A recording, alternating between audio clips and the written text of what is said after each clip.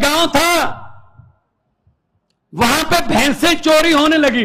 गांव में अचानक से दूध देने वाली भैंसें किसानों की चोरी होने लगी। कभी एक भैंस चोरी होगी रात को, एक दिन 2 भैंसें चोरी हो गई, 3 भैंसें चोरी हो गई रातों रात। तो गांव वाले, एक साधु संत था, गांव में रहता था बाहर, उसके पास गए, संत जी हमारी तो भैंसें चोरी होने लगी हैं, कोई उपाय बताइए, बताइए क्या करें, कौन चोरी कर रहा है। तो संत महात्मा ने कहा एक चद्दर ओढ़ लेना, ऊपर चारों कोने पकड़ के 4 आदमी खड़े हो जाना और पूरे गांव को चद्दर के नीचे से ऐसे बोल देना कि वो नीचे से चले जाएं, गुजर जाएं नीचे से। तो जिसने भैंस चोरी की होगी वो जैसे ही चद्दर के नीचे से गुजरेगा वो मर जाएगा। भाई साहब अनाउंसमेंट कर दी, चद्दर ओढ़कर 4 आदमी खड़े हो गए, सारा गांव चद्दर के नीचे से जा रहा है, जा रहा है, जा रहा है, पूरा गांव निकल गया चद्दर के नीचे से, कोई नहीं मरा।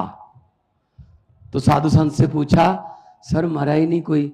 तो साधु ने कहा जो चोरी करते हैं उनको तो चद्दर पकड़ा रखी थी,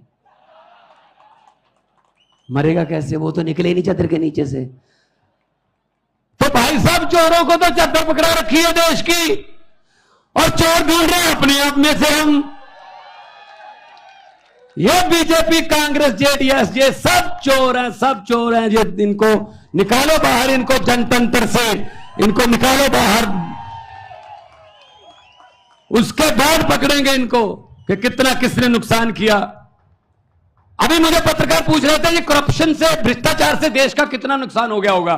मैंने कहा जी ये वो वाली बात है, एक दुकान में चोरी हो गई, कोई दुकान थी छोटी सी कोई पंसारी की, चोरी हो गई। तो अगले दिन गांव के लोगों को पता चला चोरी हो गई, उस गांव में जो दुकानदार है उसके पास अफसोस करने के लिए आने लगे।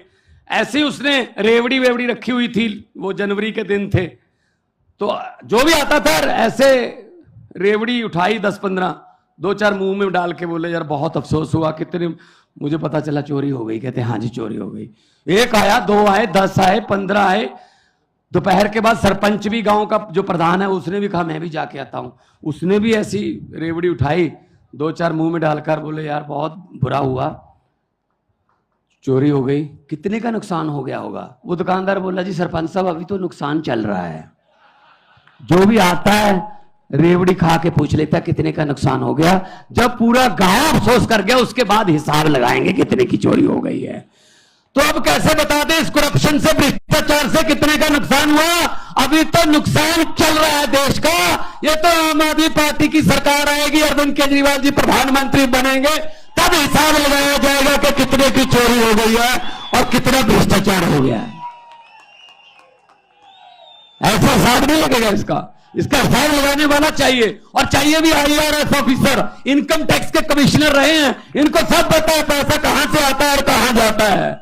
ये निकाल लेते हैं, जो पैसा छुपाना जानता है ना, तो इनकम टैक्स वाले निकलवाना भी जानते हैं कि कहां से निकलता है। तो मैं आपको यही बेनती करूंगा कि आप लोग इकट्ठे हो जाइए।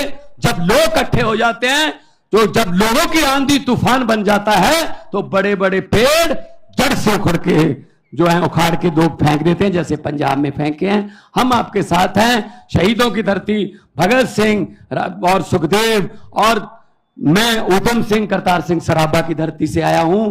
कर्नाटका भी वीरों की धरती है।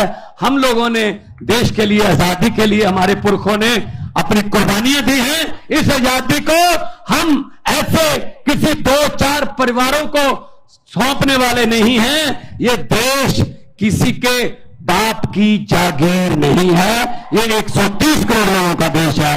बहुत बहुत धन्यवाद।